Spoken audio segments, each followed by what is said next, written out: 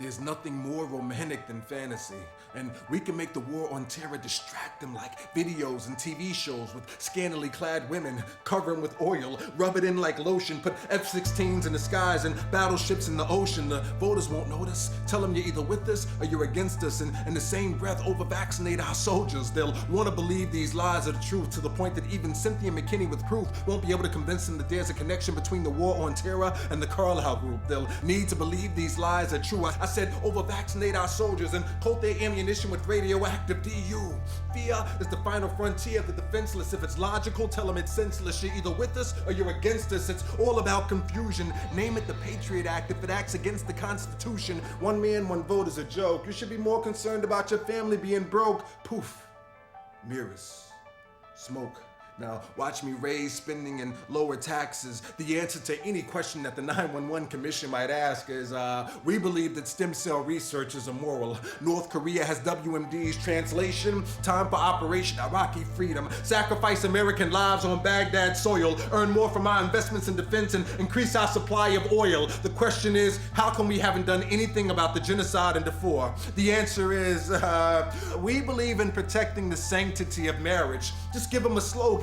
Let's roll. We're gonna smoke them out of their holes. Watch the hands. Watch the hands. In this hand, Osama bin Laden. In this hand, the World Trade Center explodes. Now, I know you want me to get them for you, but the $200 billion question is, how much is it worth to you for me to allow my cronies' investments in defense to work for you? Don't worry about what we knew prior to the fact about the attacks. That's a distraction. Carol Ann, look away from the oil fields. The important thing to remember is that voting for my opponent will get you killed. There's a connection between his election and your family's demise. That's why African American voters have to be disenfranchised. Neo-democracy means that the electronic voting machine companies get to help us decide. That way you can win the election and still lose. That's the new world order. Global economy, no borders, no sovereignty, widow's cries, corporate plutocracy, true lies.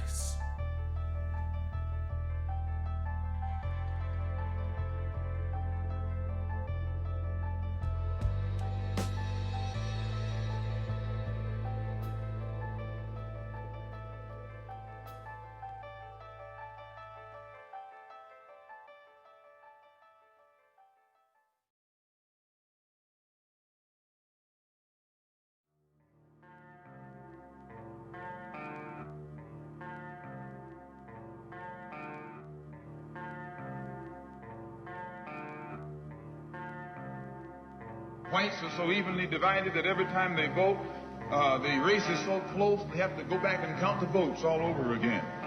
And which means that any block, any minority that has a block of votes that stick together is in a strategic position. Either way you go, that's who gets it. You're in a position to determine who go to the White House and who stay in the doghouse.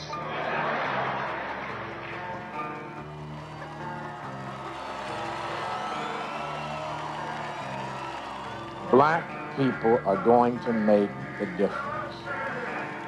When we vote, we win. Gore, the winner in Florida. All along, George W. Bush had been telling everybody, I'm going to carry Florida. Florida has been prematurely called. Not at all. I'm a beast. I just don't believe we got enough evidence to be able to call the state. We're actually counting the votes.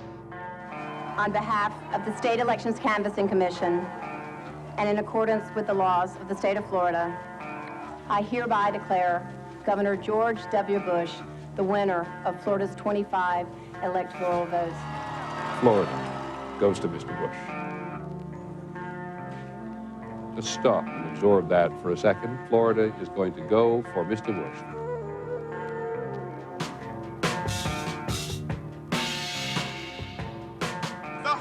System is on trial. If the vote is off in Palm Beach County, what about the vote in Iowa? What about the vote in Mississippi? What about the vote in Alabama? They try to turn people away, and it's not right. We need to stop all of this. No recount. We need a re-election in Florida tonight. Please don't over-exaggerate the incidences that, the accusations. I truly believe in my heart that if all of the votes have been counted in Florida, and if all of the African Americans had had an opportunity to cast a vote, George Bush would have never been president of the United States. We wouldn't be involved in a war in Iraq. And the makeup of the Supreme Court would be different.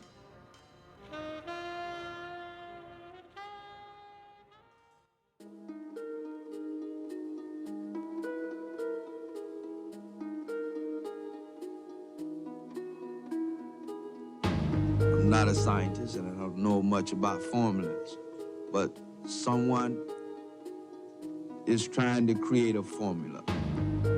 Maybe they've already created a formula. If we use what happened in this past election, and if I stop people at the polls before they get to the polls, if this was to happen again, would it prove to us that someone has a formula?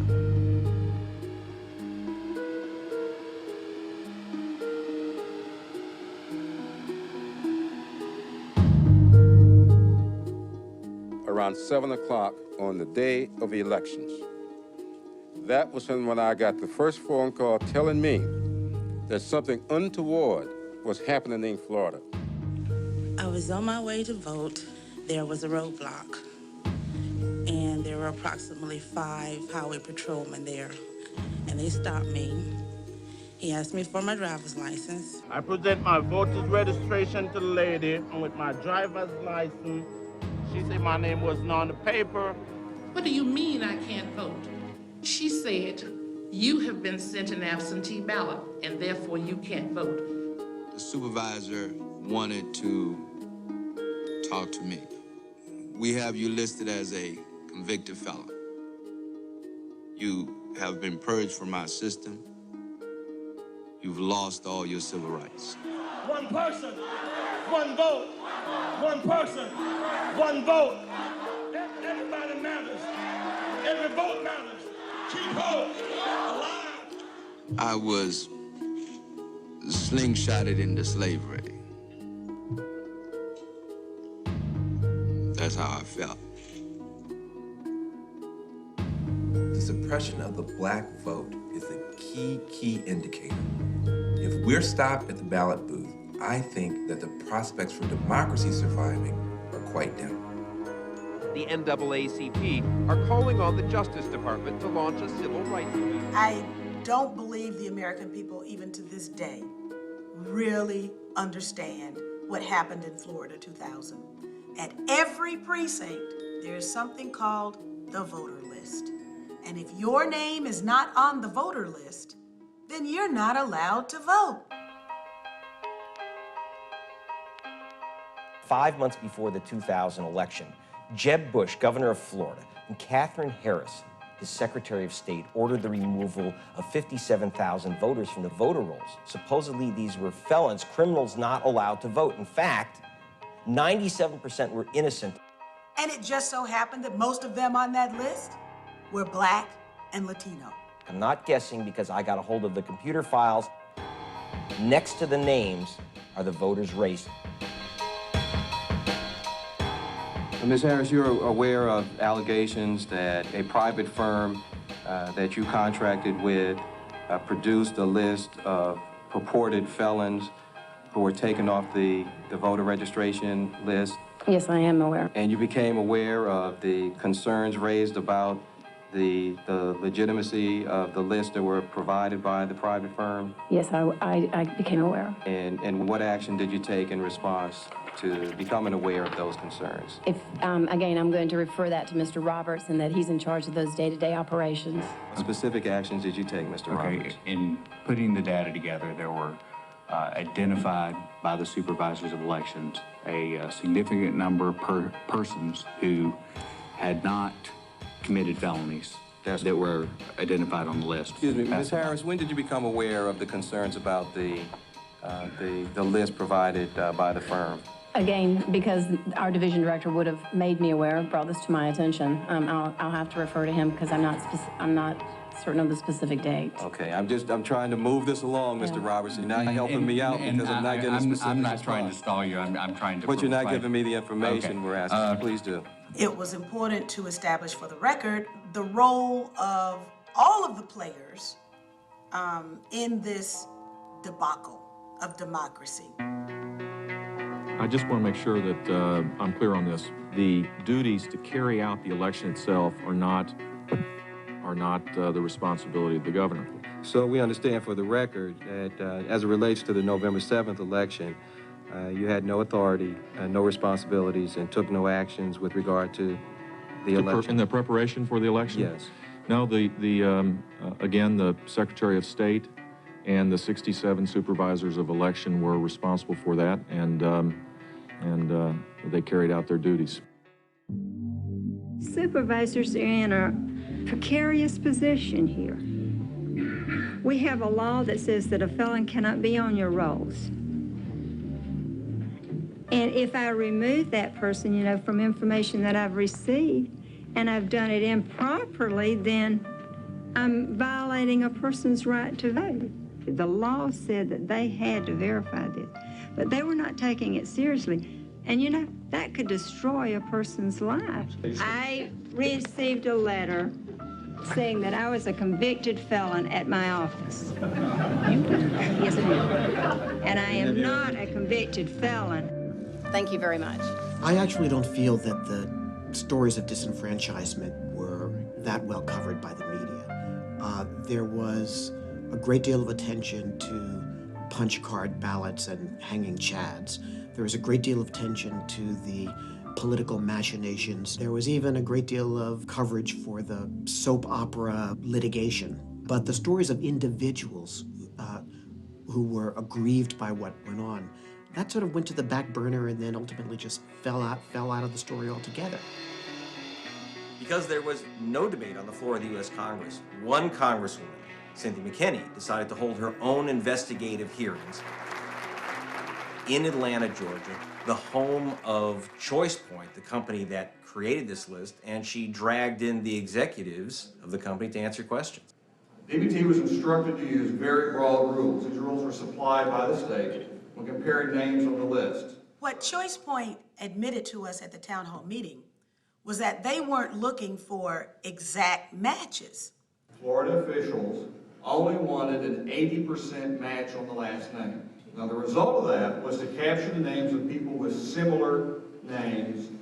If John Smythe was the convicted felon and John Smith was on the voter roll, well, John Smith became a convicted felon. DBT told state officials that the rules for creating this list would mean a significant number of people who are not convicted felons would be included on the list. And the state of Florida said, well, give it to us anyway, because we want that comprehensive, inaccurate list. ChoicePoint was paid $4 million. Were you supposed to verify the list? No, ma'am, we were not. So who exactly told you to provide a list that wasn't verified? The state of Florida through their Division of Elections. Okay. For something as precious as the right to vote, you would think that they would want to know that the person they're banning from the voting booth is the actual person who committed a felony. After wrongly identifying 8,000 Florida voters with Texas misdemeanor records as felons, it supplied a revised list. Texas did not inform DBT that misdemeanors were on the list. They said it was a list of felons. You got from the state of Texas a list of those who could not vote in Florida. Is that correct? That is correct. And who in Florida told you to provide those names? It would have been the Division of Elections. I just want to make it clear to the folks who are in here, if you think you thought what you thought you heard, and you don't believe that that's exactly what you heard, well, let me make it plain to you that that's exactly what you heard. What you heard is that highfalutin folks in Florida and Texas got together and decided that they were going to devise a way to make a list that would deny black people in Florida the right to vote and therefore produce the result of a stolen election, which is what we saw now. I know I'm supposed to be nonpartisan when I'm in an official capacity, but it appears to me that that's exactly what happened. Florida was an apartheid election, a Jim Crow election. That's what happened. How do you make up for something like this? Do you, or George Point, feel any sense of responsibility of what happened in Florida? When you have a situation like Florida, it tends to discourage people from participating. People start saying, it doesn't matter. Why should I vote? My vote is not going to count.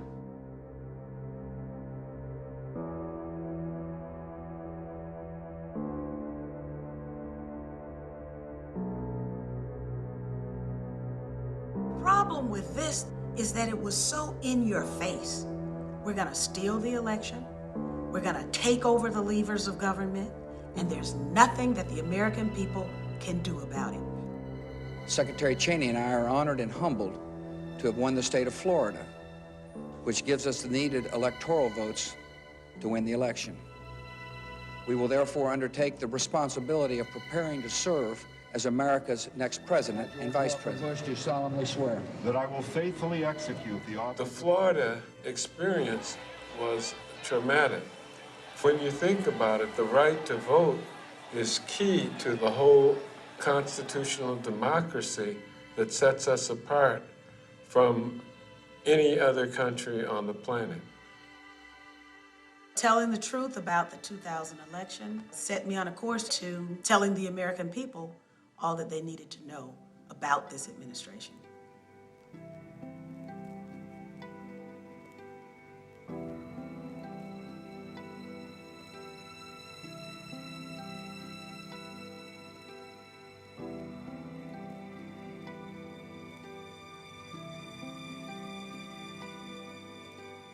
September 11th started out like any other work day for the average American person. People got up, shop owners opened their businesses. We all were getting dressed for work. Some of us were at work. Stores were open. And all of a sudden, I mean, the unthinkable happened. Eventually, we all came together and we were given talking points. The talking points said that we were hit because we were free, that we were hated because we're free. And it seemed that everywhere I went for answers, I got that mantra. That wasn't good enough for me.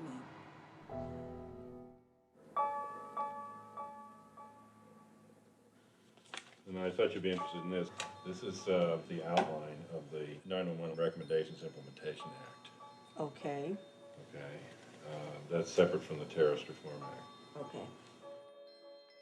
Some people are going to ask very safe questions, but someone like me, who's not an insider, who's not looking to be an insider, whose responsibility first and foremost was to the people and not to the system, someone like me is going to want to get to the heart of the matter, to the root, to the truth.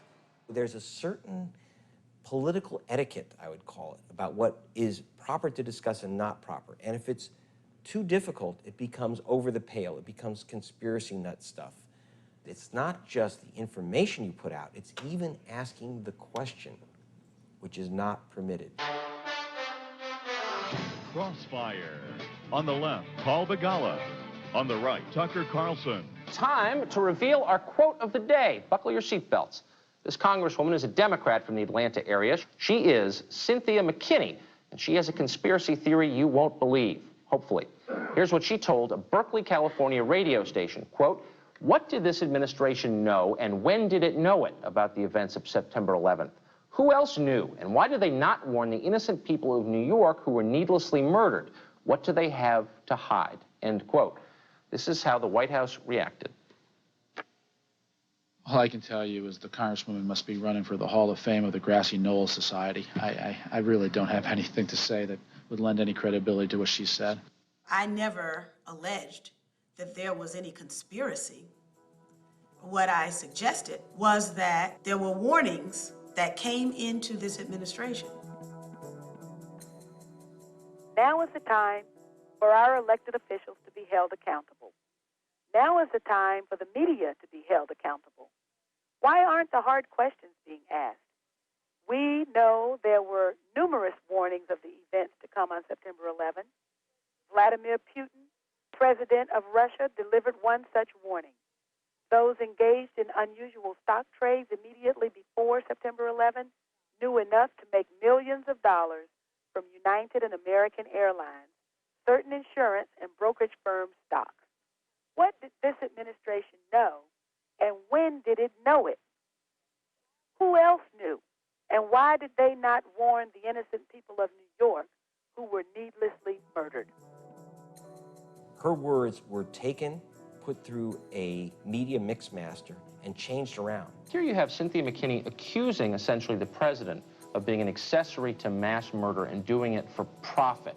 They bolted together two statements from different parts of a long interview and said, McKinney said, didn't have McKinney on to respond.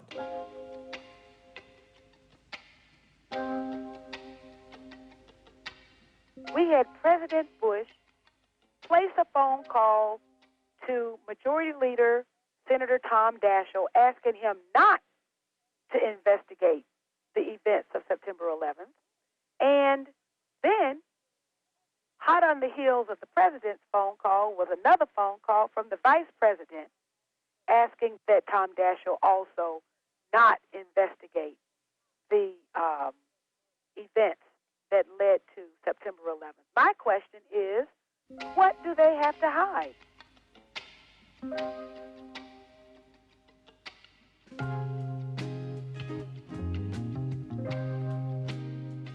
The job was quite complete.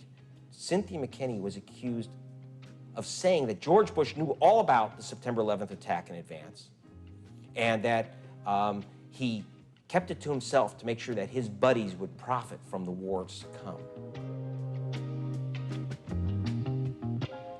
I'm an African-American single mom from the state of Georgia. You know, I'm not supposed to question my country. I'm not supposed to question the behavior of my leaders, I suppose. I mean, I don't care who was president or what it was not the time to do any of that, and that absolutely nailed my respect, you know, killed any respect I ever had for her. It was a frustrating time for everybody. Somebody's looking for somebody to hate. We've still not caught Osama bin Laden. We couldn't take out that huge tragedy on anybody, so we started taking it out on Muslims, and then we started taking it out on Cynthia McKinney.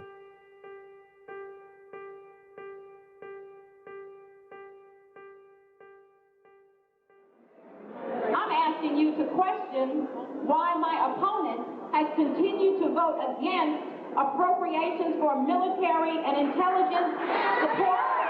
If you want to continue to have the liberties that you have, you are going to have to make a sacrifice, just like my parents sacrificed, your parents sacrificed, and if you don't think it's worth it, then you need to move somewhere. And I'm not surprised at all at anything Denise Majek says. Remember, she's against the minimum wage, she's against affirmative action, she's against reparations. She's always been viewed, especially by her Republican or white constituents, as being in opposition to them. Her focus seemed to be only on her core group of voters, which is basically black voters in South DeKalb. I think she manipulates, you know, the black voters, and plays a race card to get herself elected. Makes her, in my opinion, one of the dirtiest politicians there is. I guess the Republican mindset had grasped onto Cynthia McKinney's 9/11 comments and used that to somehow say that she was un-American, that she was a threat to America. That spilled over into the media. A writer on the AJC had written a story about her contributor list, saying that she was taking money from terrorists. The story that I did was she had her second best day in 5 years of political fundraising on September 11th. That's what the campaign disclosure said. The names on those lists are several Muslim people You know, I would be remiss to say I'd be worth much of a journalism if I didn't investigate that. On 9/11, while the rest of the world watched in horror at the tragedy that was occurring across our country, you were counting money received from some people who have been named as Arab terrorists. How do you explain that? We don't racially profile our contributors. All of our campaign contributions are legal. Now, my opponent, on the other hand, has an awful lot of Republican money going into her coffers. I can't really complain about the way they handled the coverage because obviously I was delighted every time they slammed Cynthia McKinney. Were I a scholar looking at it, yeah, I might tend to be a little bit more critical. The Republicans were after McKinney because she's a progressive African-American Democrat and was a very vocal critic of George Bush. The brains behind this was Mark Davis, a known Republican operative to who this day brags about this. See, they don't deny it. This is a South Georgia wild boar, weighed about 200 pounds, from our hunting club on the Okmulgee River. It was some of the best politics I've ever participated in, and I've been doing this for about 20 years. Our company does voter database work. We were involved in the redistricting effort for the Republican Party. We built a voter database that we used to map out all the new districts. It was drawn deliberately by the legislature to be a Democrat seat. And if we can't put a Republican in it, then the next best thing is to put in a moderate. I recalled the way that Republicans used to exert political influence when we were an extreme minority, and that was through crossover voting. The primaries are basically for the parties to pick their own candidates who will run in the general election. One party cannot hijack the other party's primary. Georgia's an open primary state. There's nothing illegal or even immoral about choosing to participate in one party's primary or another. You have a choice when you go in of either taking a Democratic ballot or a Republican ballot. I pulled numbers for her district trying to see if there was any way we could beat her. They knew a Republican could not beat McKinney, so they concocted the scheme to have their candidate, Denise Majette, run in the Democratic Party, hoping that she would get some Democrat votes, but knowing that would get all the Republicans to cross over. What we were basically talking about was asking Republican voters to leave our primary and vote in the Democrat primary for a black female Democrat. It's a tall order. It was very hurtful and painful to see an African-American female agreeing to be a part of that conspiracy. Well, it's just another way to deny black people the vote. You figure out a way to trump their vote, and that's what they figured. Black people were lynched in America years ago as examples so that no uppity black person or progressive white person would make a mistake. They lynched union people too. So one of the latest lynching, now done electronically, was of Congresswoman Cynthia McKinney. All it took really was communicating to the community that yes, this was an organized effort, and that if they would cross over and vote against Cynthia, they'd be joined by thousands of other people. I had received a mail out for this group, goodbyecynthia.com, and they were using the slogans, anybody but Cynthia, because I'm a white married male living in North DeKalb County, and they assumed I didn't like her either. It shows her being erased, and when you open it, she's almost gone, and there's just a pile of eraser crumbs. The emails that we sent out were humorous. People forwarded those emails all over town, and it helped drive traffic to our site. They said every time they called somebody to ask them to cross over and vote against Cynthia McKinney, it almost seemed like people came through the phone at them saying, oh, I want to help, how can I help? It's like going back to the all-white primary. There you have basically the same thing. The white Republicans are taken away from the black Democrats, the candidate of their choice. They're moving into their primary saying, we're not going to let you elect your candidate. We're going to dictate who your candidate is.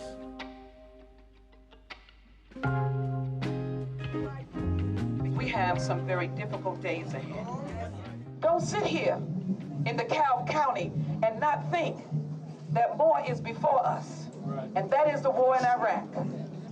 And therefore, what are you going to do with this woman here? Where are we going to be without her? What are we going to do without having her voice there?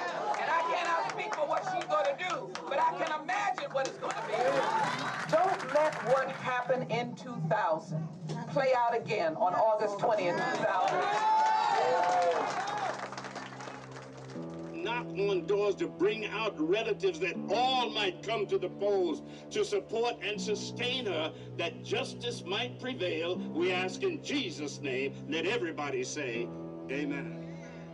The joke has always been up here when you go into primary day, you go either to the Republican table or the Democratic table.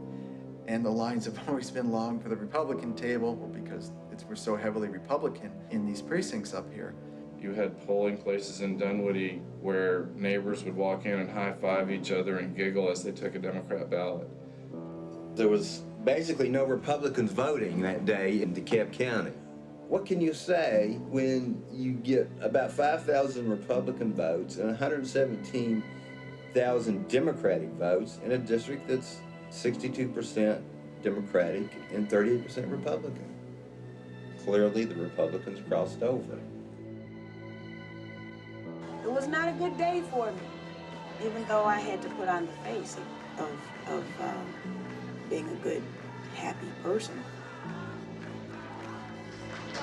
Tonight, I lost an election. You won. But I maintained my spirit.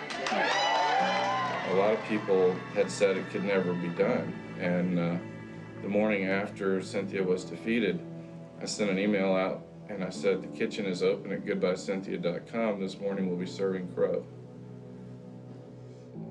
It's almost like people thought they had somehow strengthened America that day, that they had accomplished something. They had been misled into believing that they had gotten rid of a threat to the American way of life. To me, what they had done is threatened the American way of life.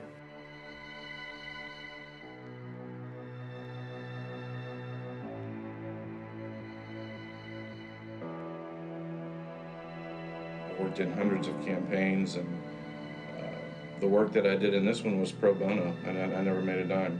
And I viewed it as community service. I was on the waiting list for this for over a year, and got the second one in the Southeast. I do a lot of hunting and fishing, and it gets me in and out of the swamp, tearing up my vehicle.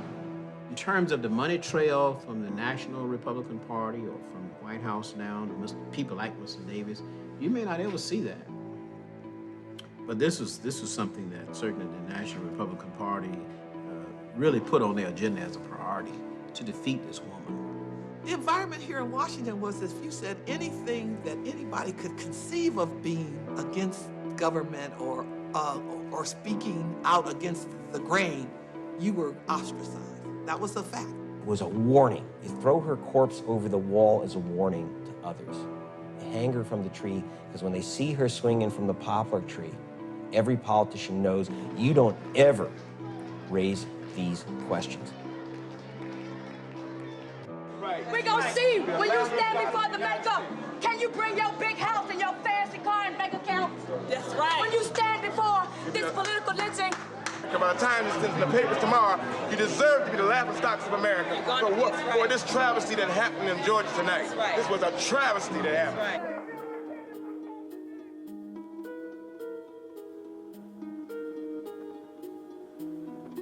I tried to warn the American people of the dangers that I saw emanating from this administration.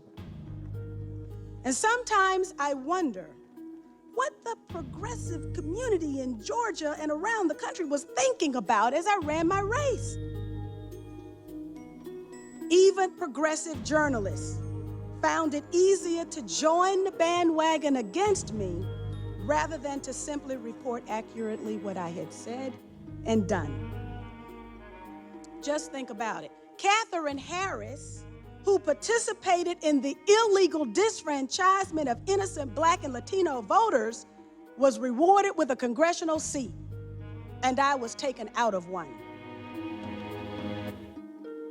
I could just lay right down. I'll tell your children I could lay right down.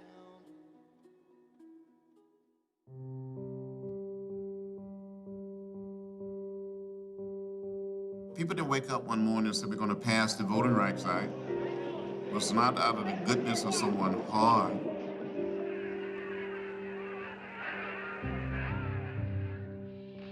But people struggled. People bled. People died. When I was growing up many years ago in Southeast Alabama, people could not register to vote simply because of the color of their skin. They had to pass a so-called literacy test, interpret certain section of the Constitution, pay a poll tax. And I remember one day standing there with about 60 African-American men and women to get a copy of the so-called literacy test. And the sheriff, very big man, mean man, he said to me, "John Lewis, you're an outside agitator. You're the lowest form of humanity." I looked Sheriff James Clark straight in the eyes and I said, "Sheriff, I may be an agitator, but I'm not an outsider. I grew up only 90 miles from here and we're going to stay here until these people are allowed to register to vote."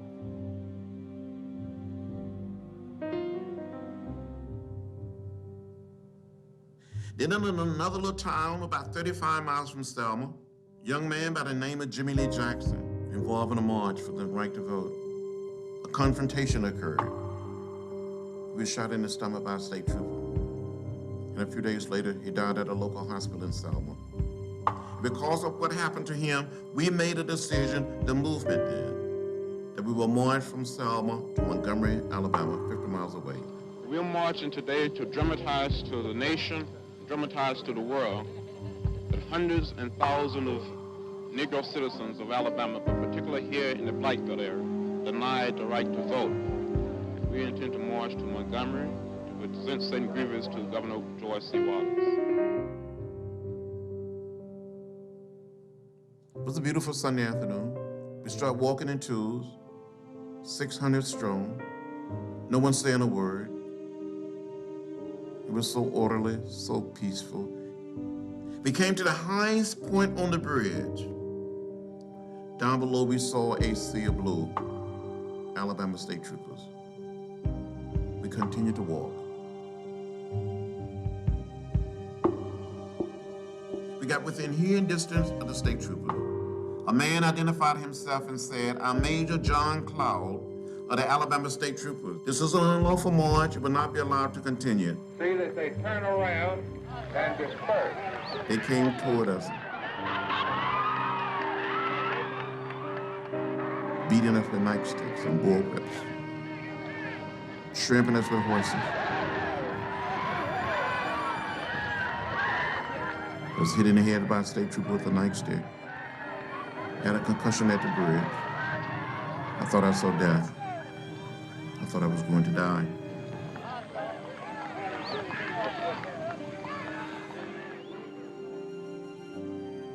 The next thing I knew, I had been admitted to the local hospital in Selma. Dr. King came by and said, "John, don't worry. We will make it from Selma to Montgomery. The Voting Rights Act would be passed." And he was right. 2 weeks later, we marched all the way from Selma to Montgomery. And President Johnson signed the Voting Rights Act into law on August 6, 1965. The Voting Rights Act changed America, not just the South. But it changed America. It transformed Southern politics.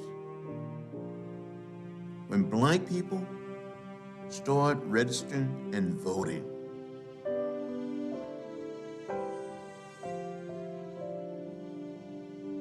So what happened in Florida and Georgia reminded me of the dark past. I just felt like I was living my life all over again, like I passed this way once before.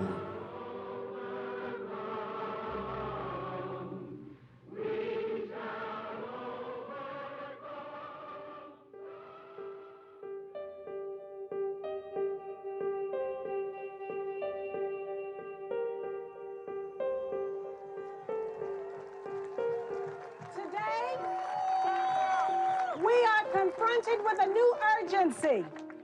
George Bush and Dick Cheney want another $87 billion for their war in Iraq. Your charge should be to protect the right to vote, especially for blacks and Latinos, whose numbers alone can take George Bush out of the White House and change the majority in the Congress.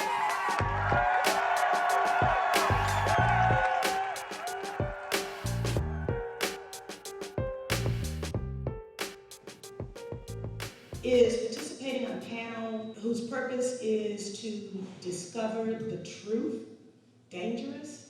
It shouldn't be. This is still America.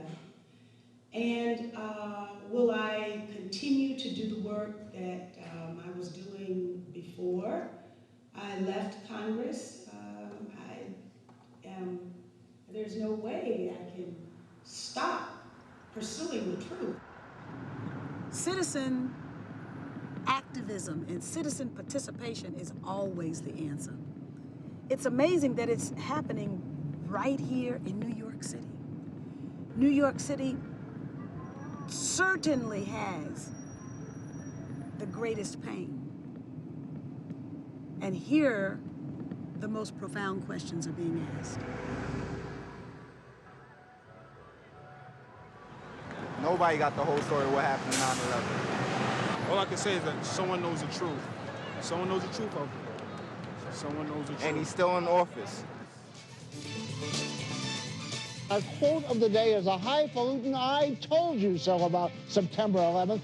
Now, who would be in a position to claim that? Back in March, Democratic Congresswoman Cynthia McKinney of Georgia insinuated that the Bush administration may have ignored warnings about September 11th. McKinney now claims she's been vindicated and is the source of our quote of the day. I was derided by the White House right-wing talk, radio, and spokespersons for the military-industrial complex as a conspiracy theorist. I think probably those comments would be seen differently now. On the other hand, I think that she probably still would have been beaten. You know, timing is everything, and unfortunately, what she said really kind of came to fruition, but a lot of people didn't want to hear it. And now that they sort of know about it, they still don't want to hear it from her. So while our macho commander-in-chief, from the safety of a presidential entourage and carefully scripted stage props, tells the Iraqis to bring it on, tonight we stand with the families, and in the most passionate spirit of patriotism, we say, bring the troops home now.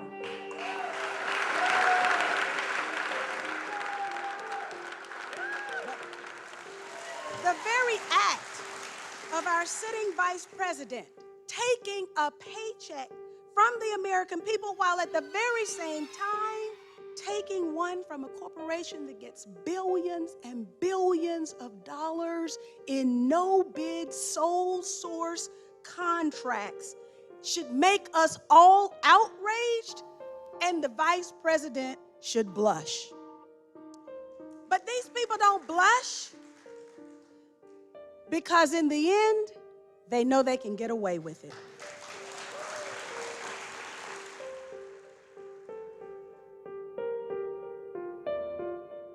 I'll be afraid for her sometimes, you know what I'm saying? Like, she walking around with scopes on her forehead, with infrared green, infrared beams all on her dome, you know what I'm saying? Because it's dangerous.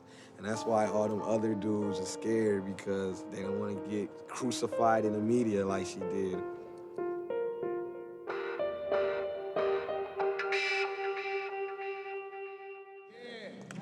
We have in our midst tonight a champion for justice. Say it now.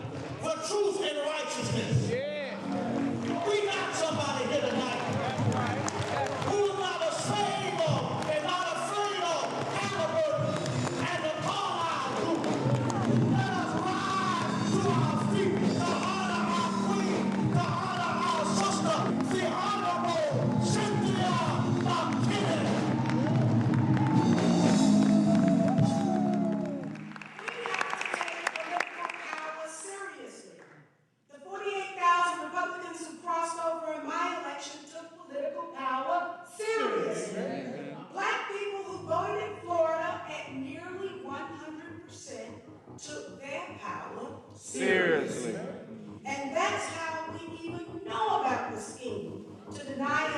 right to vote and to deny our votes being counted.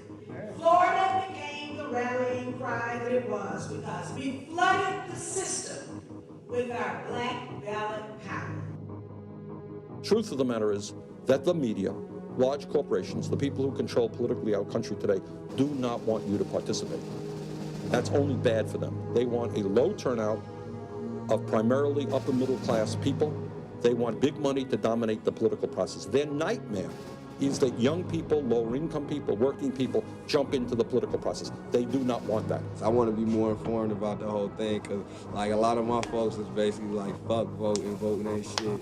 She the only reason why I even got into the whole electoral process. Remember George the Daddy lost his job because black people voted. Remember Newt Gingrich lost his job because black people voted. Yeah. If you want this country to live up to its noblest ideals, we must state categorically and without equivocation that we are forced to be weaponed.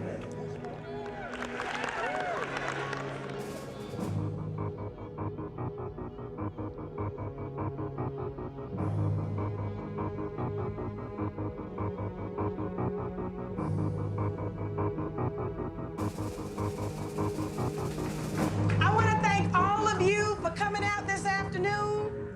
I want to thank you for not giving up and not giving in when the going got tough.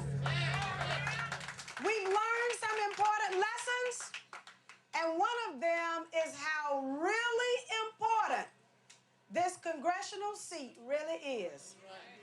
We've also learned how important the truth is, because powerful forces are working real hard to keep you from knowing the truth.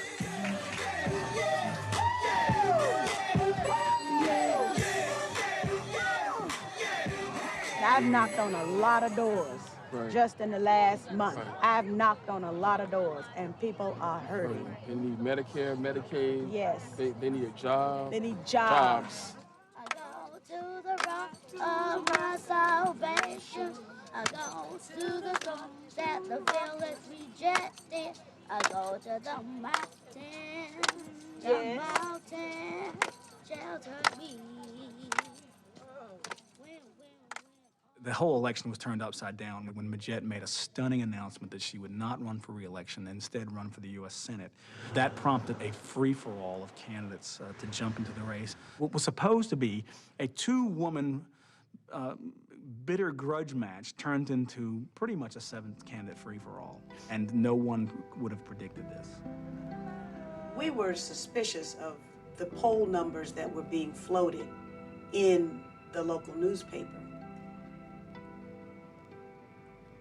We understand how influential the press can be. We knew that the environment was not going to be friendly and could quite honestly also be hostile.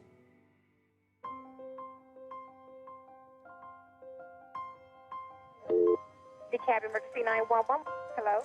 Do you know this person? Where are they trying to get in from? Tell me exactly what happened. If the door is locked, the white male. Continue to stand on line with me, okay, until the police get here. Then I need to know who the heck this is that's accosting me.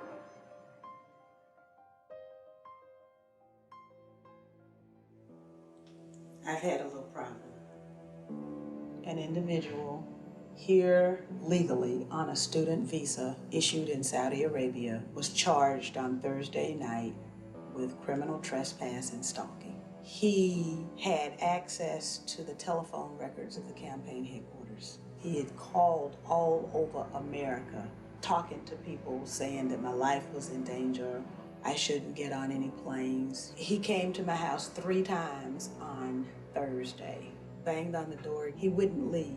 Banging on the door, pulling on the door, as if he wanted to get in. When we looked out this window, we seen his car parked sideways as if he tried to get away, but there's about 8, 9 police cars there. At that point, we were somewhat relieved. I've been in this position so much. I was in this position when I first got elected. It wasn't quite this bad, but then it was only the Ku Klux Klan. You know, my son doesn't know that I live like this. I tried to get away from it over the past 2 years. There are more days where the blinds have been closed than there are when they have been open. For the brief moment that I was able to open the blinds and open the curtains and really let the real light come in, I thought that that was going to be the end of this kind of life. And now I'm back again to closed blinds and covered windows. That's my life.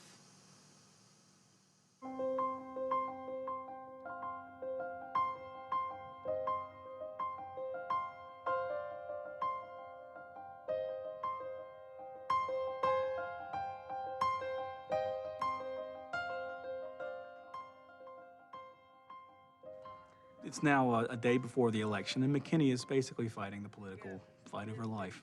When you lose your party's nomination, conventional wisdom has it, it's very hard to come back. We can't take anything for granted.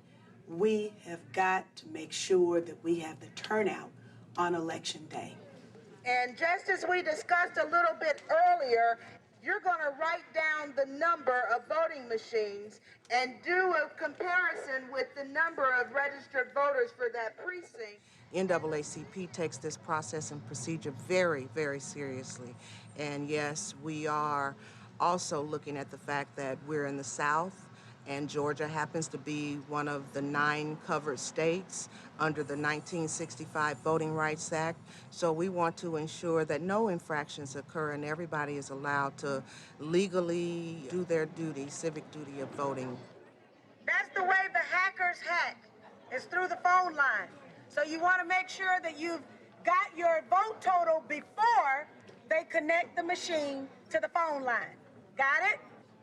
Goodbye. I'll see you. And good morning. Well, I'm always a pessimist, so I'm nervous. It feels better this time than last time, that's for sure.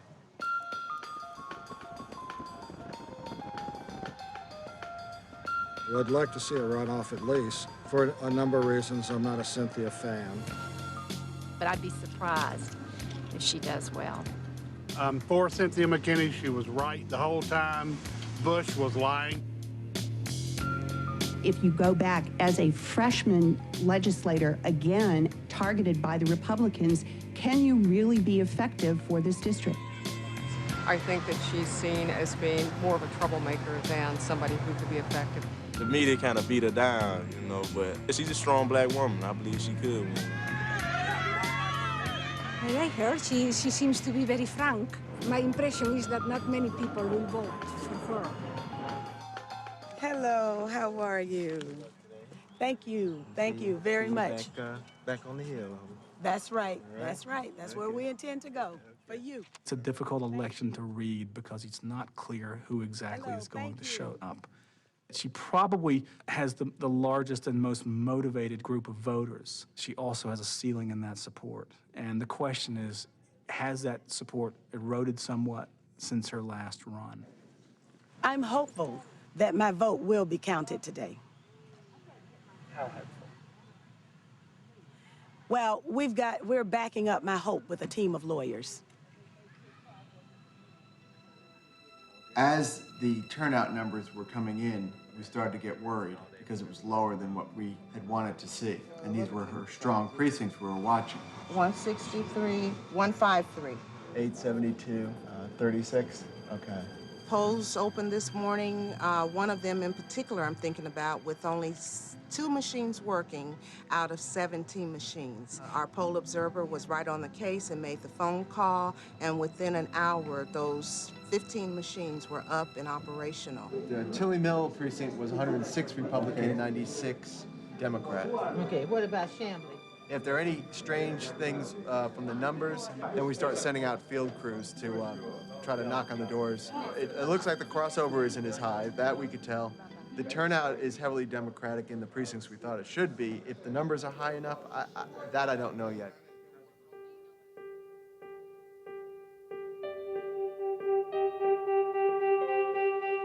When the initial tally came in, like 8%, it was Cynthia was like third place behind Levitan and Woolard.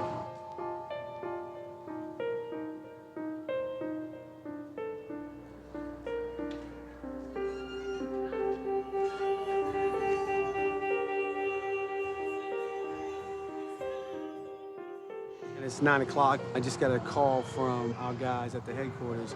Cynthia has now moved up to second place. And that's only with the North DeKalb precincts reporting at this point right now. Hey, what time is this about? Because you jumped up pretty good in the last 2 hours. They're coming faster now? Okay. If she's in the high 40s, she's probably in a pretty good position to take the nomination in the runoff. If she's in the low 40s, she might be vulnerable.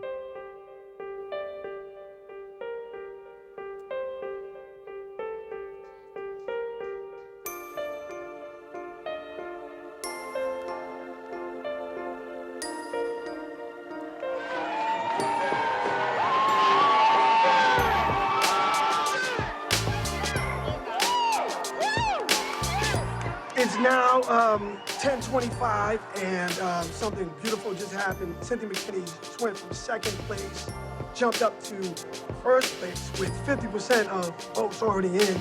We're very, very hopeful.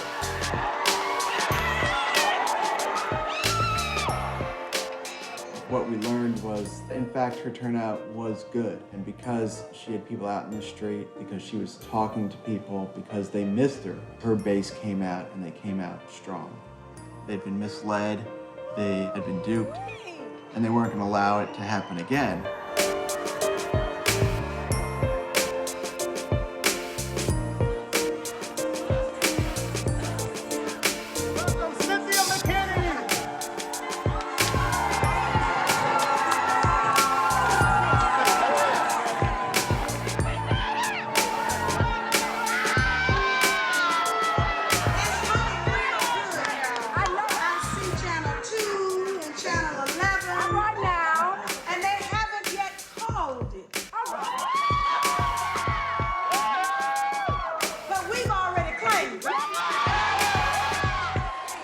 We're gonna take 5 buses to D.C. We're gonna tell them all she's back. 2 years ago today, I told you that Georgia's history train would keep on rolling. And tonight, the history train is on track. The people of the 4th Congressional District just took care of that with one of the greatest political comebacks of our time.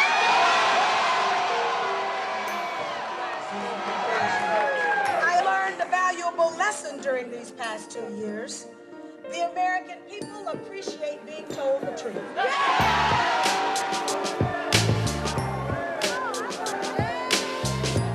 This race was about civil rights. The last time, reactionary neocons came from all over the country to beat her. This time, progressive people came from all over the country to put her back in office.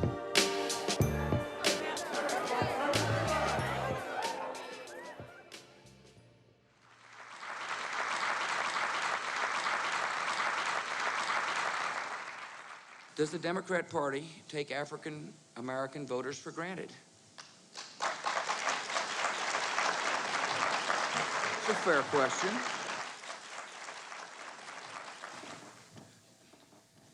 I'm here to ask for your vote. I know. Listen, Republican Party's got a lot of work to do. I understand that.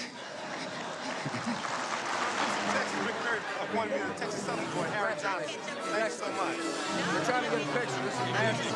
Get a big look and make the news. Yeah, exactly. How are you? Can we meet to discuss this franchise? It's a big issue. I got to clear it with your mentor, Rose. Will you do that? I'll talk about it, yeah. We lost 1 million votes, and it's a lot of reasons. That's a mistake. So can we meet on, I'd like to meet them.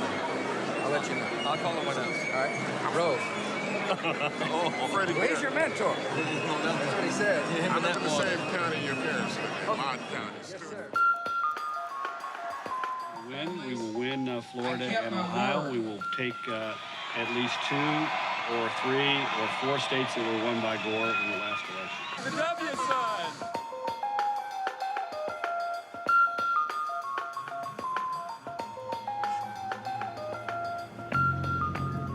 Let me just make it clear to you.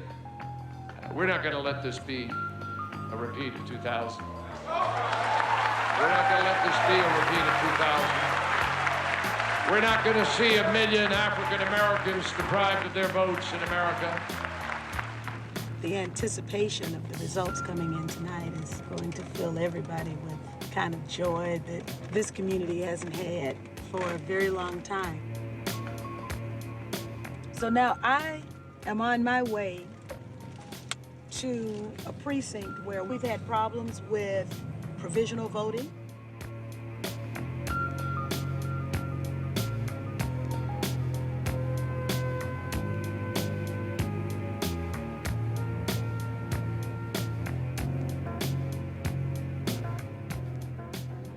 Hi, I'm Faye Cofield. I'm licensed private investigator. Okay. And there was a complaint that people were not being given provisional ballots to vote. Right. Are you not giving provisional ballots? We haven't been given our authorities to do that. We have to call the main office and they give us. No, ma'am. This is a federal election. Okay. And there are federal candidates on this election. I need your name. Okay. Let me get. Wait a minute. Hold on. Let me give you my card. Oh, yeah. Hold on. Here's my card.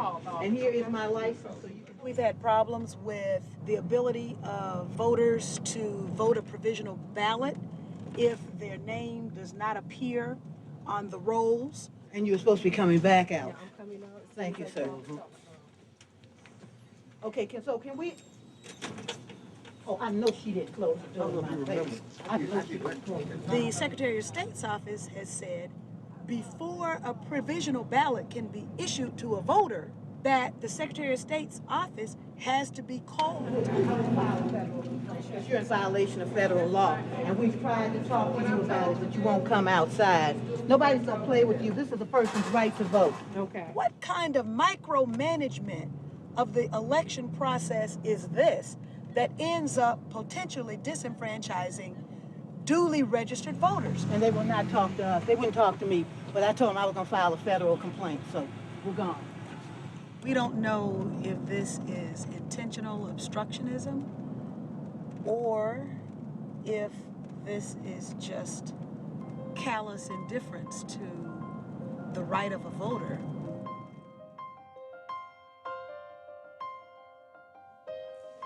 Am I ready to go? You ready to go? Okay. Well, a rare vote of approval from my mother. Precincts reporting in the state of Georgia, President George W. Bush with a commanding lead, 62.6%. I don't believe that. Senator John Kerry, 36.5%. Wow. I don't know where those people live. They on a different planet. New Life Flat Shows 1026. This is beautiful. Crossroads 909, Memorial South. Are you calling to see by how wide a margin I won? You better make sure you won. Well, it's not over yet. Naughty Dread rides again. That's our song. I'll wake up now. Uh-oh.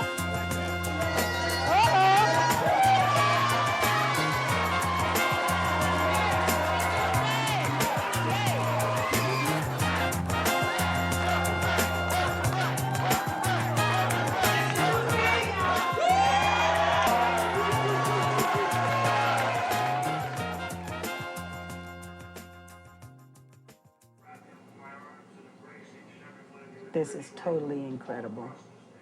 The voters turned out in historic numbers and delivered a historic victory. The president told supporters. America has spoken. You have to give it to them. All you can say is they're good. They're good at what they do. We have to get better.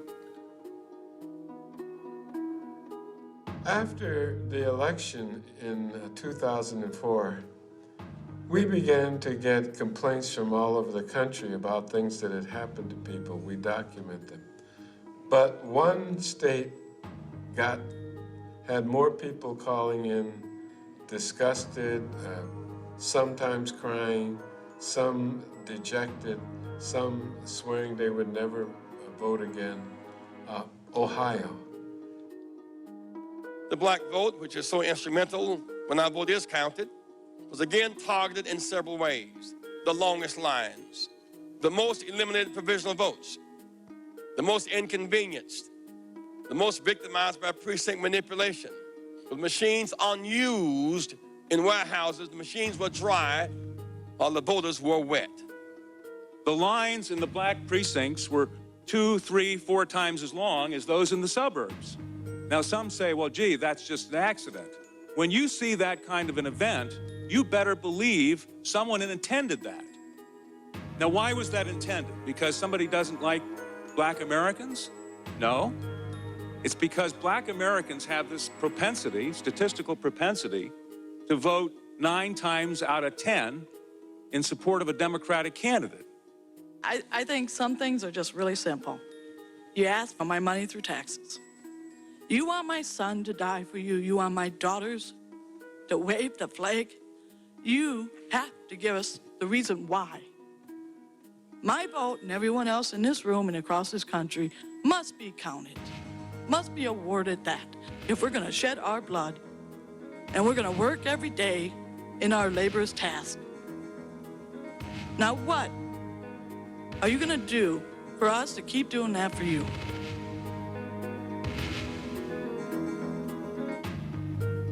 Too many young people decided that they were going to vote in 2004. These young people needed to have somebody say, I heard you. I saw you go vote. I know you turned out in massive numbers. I know you were disenfranchised, and I'm not going to let it go. For what purpose does the member from Ohio rise? In January of 2005, when the certification of the vote reached the floor of Congress, the Congressional Black Caucus said, you know, we're not going to put up with it again, and we're going to demand at least a discussion of what happened. Since 2000, when we had so many problems in Florida, there's been very little opportunity to offer any type of legislation, any type of amendment in the Republican-controlled House. What are they afraid of? Why can't we have a debate?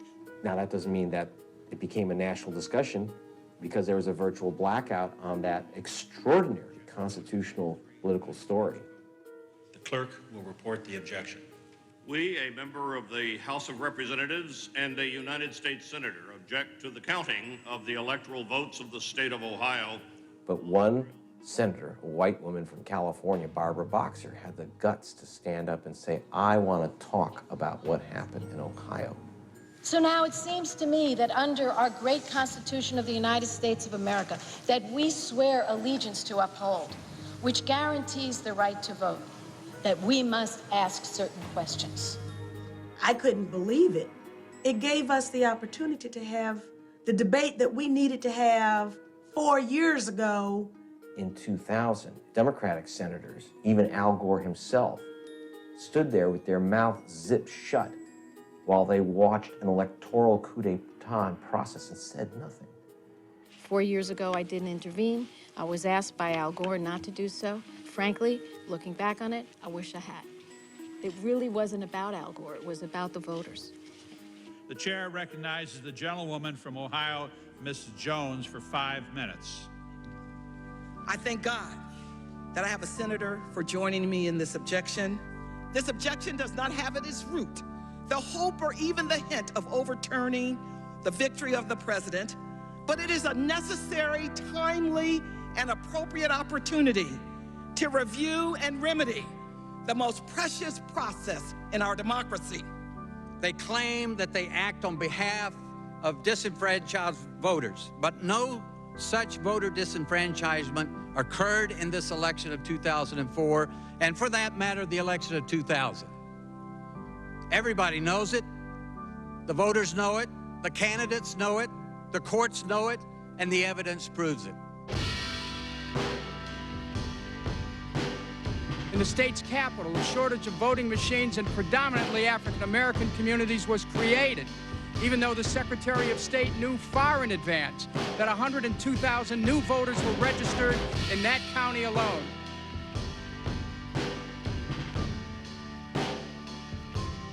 knew going in there were going to be lines. It was one of those things where, because 102,000 more people voted in this election across the entire county, there were lines across the entire county.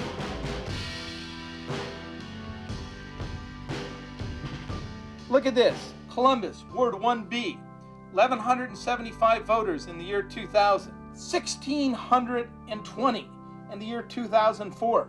Voter registration up 27%. Machines, 2 are gone. 18% increase in registration. They took away a machine. 24%. These are all in Columbus. They took away a machine. The accusation currently is that the deployment of machines migrated from the inner cities where they had been already placed out to more affluent Republican areas of town, and that this disenfranchised particularly African American voters and added votes to the Republican side of the ticket. So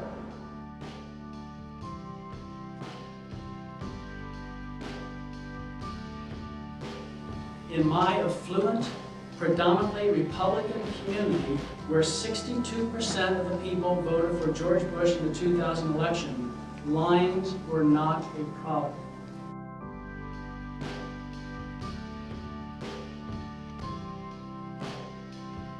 I agree with millions of American citizens that no American should have to wait 4 hours to cast a vote.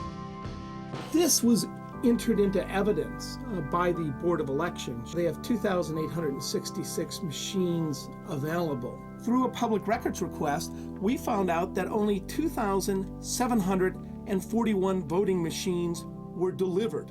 What happened to the missing 125 machines, and where did they come from?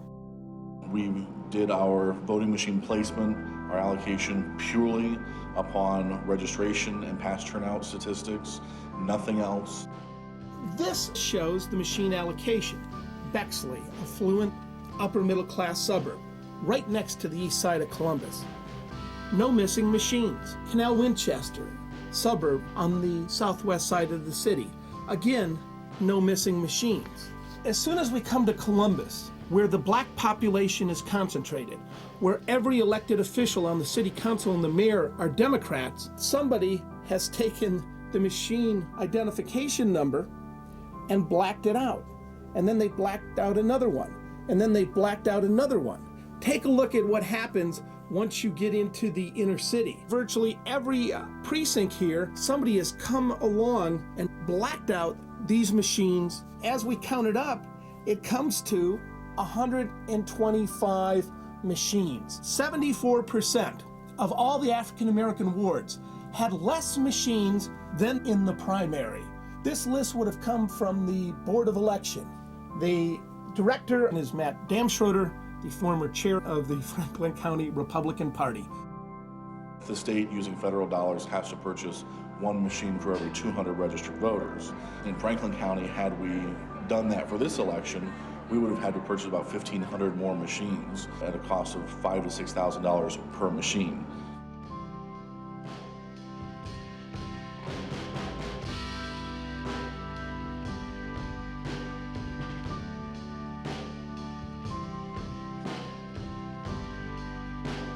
There was a system of challenges set up by the Republican Party where they went out, like the Night Riders did before the Voting Rights Act, and said, that person shouldn't vote. Say they need to get them people out of there. They trying to tell me how to vote. I already know who I want to vote for. Suppose 500 blacks went into a white neighborhood to challenge their votes. It would be totally unacceptable. The election is over, and the results couldn't be clearer. Why are we here wasting time on silly, Hollywood-inspired conspiracy theories? I wonder, I really do, I wonder if it were your wife who was denied the right, or your child, would you be making the same arguments? And what happened in 2004 in Ohio was an ugly little echo of what happened in Florida in 2000. You had a Secretary of State of Florida in 2000, Katherine Harris, who basically reappeared as Secretary of State of Ohio. A guy named Ken Blackwell The provisional balloting process, we thought, would provide us an opportunity to assure that people who weren't sure of their voting location, who had been disenfranchised, an opportunity to vote. Like I said, I lived in that residence where my address is for 20 years. The church that I've been going to vote is right around the corner from me. All of a sudden, I got to go from there and be inconvenienced to come all the way over here to vote, and I'm not even in a system. And they try to send me from here to go over there so that my vote wouldn't count for the provisional. What happened in Ohio was that our Secretary of State decided to make inconsistent rulings with regard to the use of a provisional ballot. Blackwell made such decisions as, for the first time ever, if you go to the wrong precinct, we're going to give you a provisional ballot, and that ballot then won't count. I got my card in the mail stating where I should go vote. I stood in line, I gave them my card, and I voted for the last election, and I always vote here. But this election, my name is not on the list, and I had to vote a provisional ballot.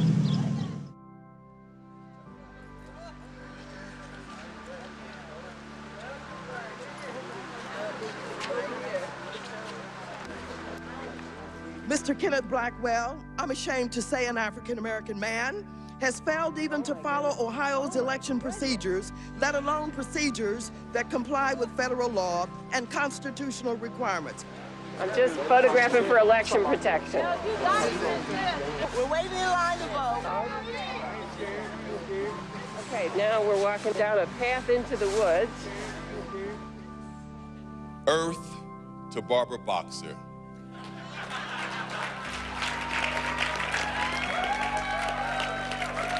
George Bush has been freely and fairly re-elected President of the United States.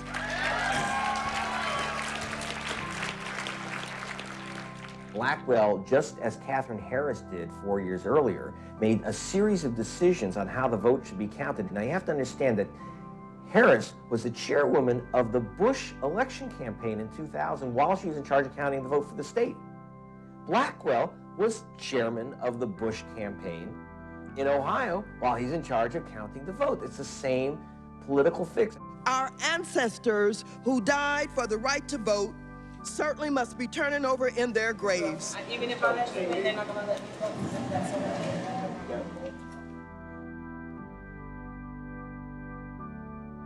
There's something wrong with our democracy.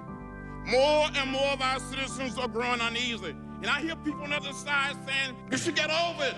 Gentleman's time has expired. When people died for the right to vote, when people suffer for the right to vote, the right of every vote to be counted must be upheld. Our Vice President has told us to expect war for the next generation. It is not only our responsibility, but our right to demand full democracy at home. And we do that by our actions today. This is not merely about bitterness or a recount.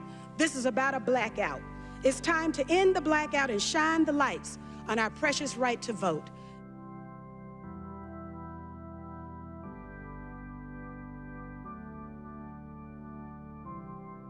So where's the outrage? Americans grow up with the idea that we are the great font of democracy. And we were, but we are no longer committed to it. We'd rather hold on to the myth than fight for the reality. You know, the Democratic Party saw the writing on the wall, but there was something else to it, which is that these are black voters. And we have an apartheid vote counting system in America. We have an apartheid political system in America and an apartheid news media system. If a subject is the black voter, it ain't a story.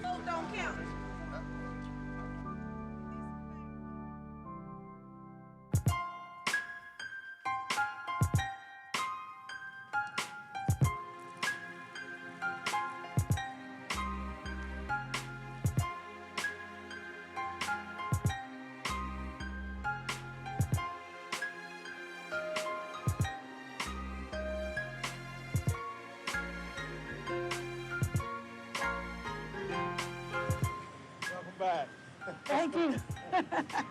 God bless you. Thank you very much. See, all of this is new.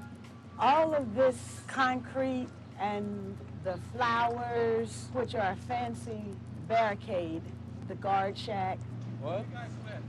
Huh? Who you guys with? Who's she with? Congresswoman. Oh, I'm sorry.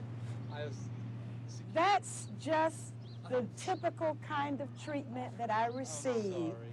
It's typical, so I'm not surprised and I'm not offended. I hope not. I'm sorry. Okay, thank you. Some things never change.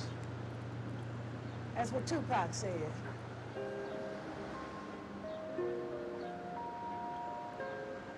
When I got back to Congress, I got my seat back on the House Armed Services Committee, although I did not get my seniority as I had asked.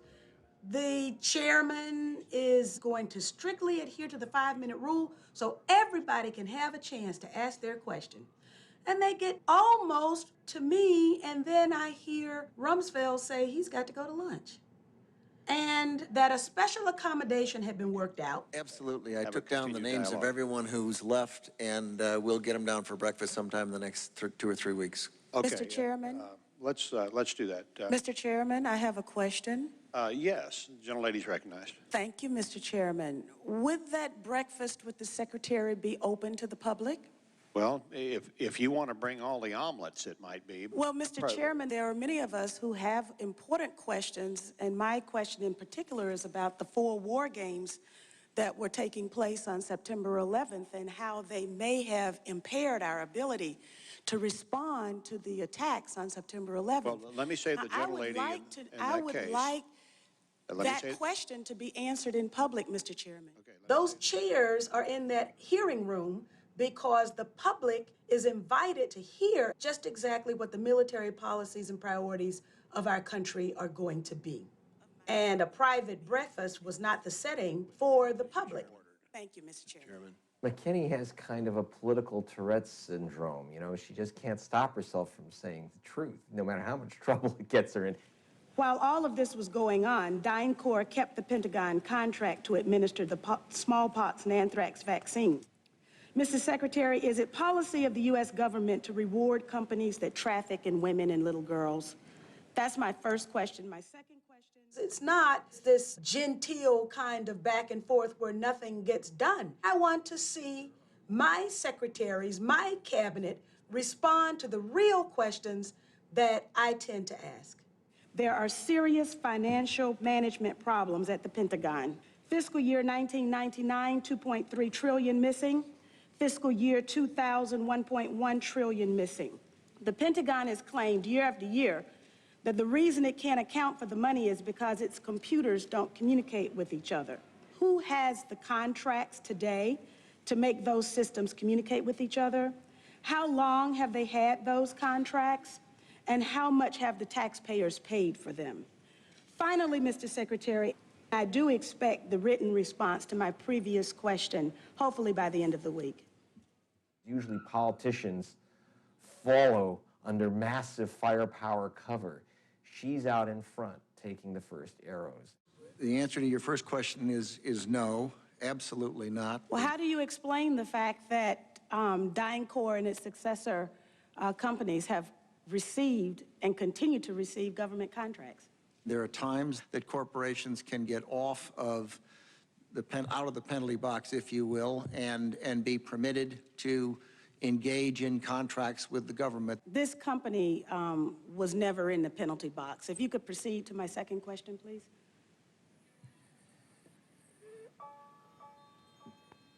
I've forgotten what the second question was. I would like to have the answer in writing as well as I don't think I've demonstrated much caution since I've been back to Washington, D.C. Maybe that wasn't the smartest thing to do. But now there's a difference. I really don't have anything to lose. I've lost everything. They took away my job, my livelihood. They took away my good name, so why not stand up? Why not fight? Cynthia McKinney may have the wildest image of all members of the Black Caucus, but her views are very serious and they are radical. That is, that they threaten the power structure as is. But she's not alone. Barbara Lee, John Conyers, most of the members of the Black Caucus, by reason of the people that they represent, have a quite different vision of America than the mainstream of either party. It's those voices that this mass disenfranchisement of black voters is trying to silence. Challenging the Bush administration's actions in domestic and foreign policy and their priorities and the values is one thing, but the bottom line is that even that is already rigged if we can't count on our vote actually being counted and counting. We know the truth, and we won't be stopped.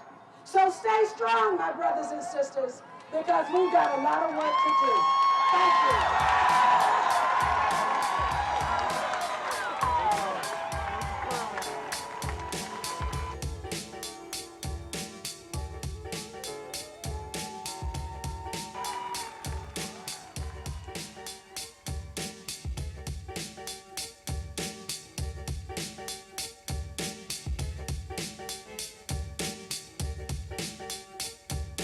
Ladies and gentlemen, there comes a time when people of conscience are compelled to dissent. We love our country, and that is why we dissent. Thank you.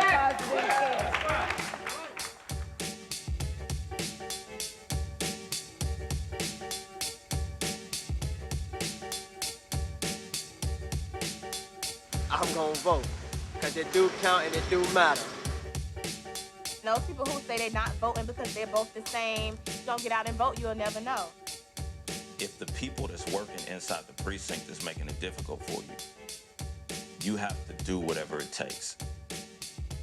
I'm a registered voter, and I ain't scared of none of y'all.